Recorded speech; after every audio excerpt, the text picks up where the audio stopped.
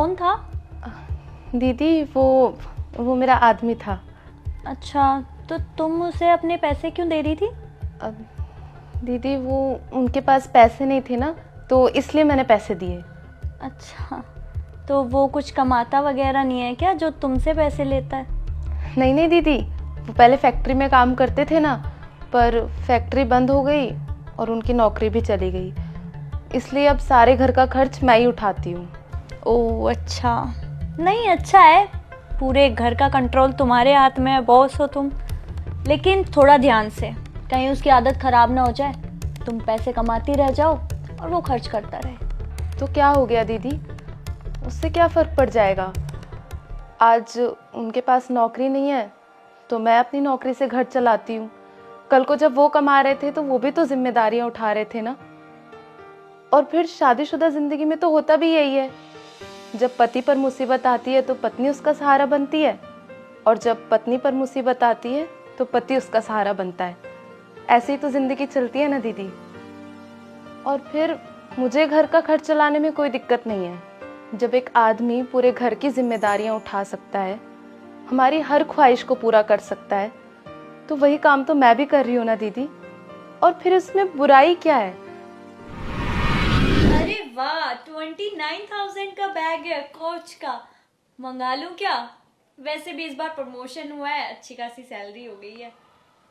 वर्षा, वो पापा को ना 2 लाख की नीड थी, तो तुम मुझे मेरे बैंक में ट्रांसफर कर दो।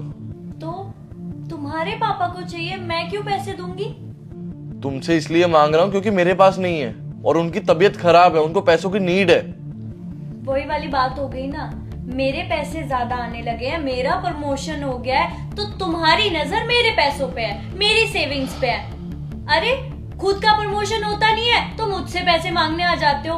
और वैसे भी अगर मैं जॉब कर रही हूँ ना बाहर, तो मैं अपनी ख्वाहिशें, अपने सपने पूरे करने के लिए कर रही हूँ, ना कि घर चलाने के लिए और तुम पैसे मांगो तुम्हें देने के लिए। तो मेरे पैसों पे ना नजर मत डालो अपनी।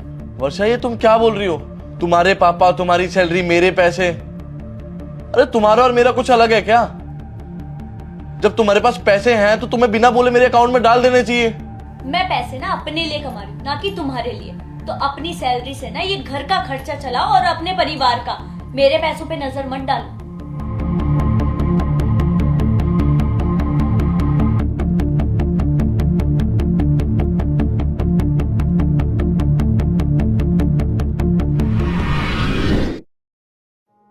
अच्छा दीदी, मैंने चाय चढ़ा रखी है, मैं चाय देखती हूँ जाके।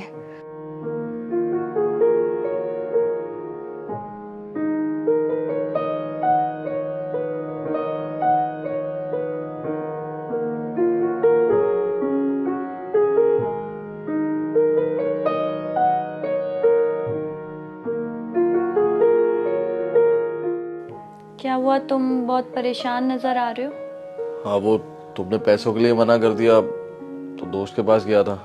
वो कह रहा था 4-5 दिन लगेंगे पैसे अरेंज होने में, और पापा की तबीयत ज़्यादा ख़राब है। अब समझ में नहीं आ रहा पैसे कहाँ से अरेंज करूँ। उसकी कोई ज़रूरत नहीं है, क्योंकि मैंने पापा को पैसे ट्रांसफ़र कर दिए हैं, तुम टेंशन मत लो।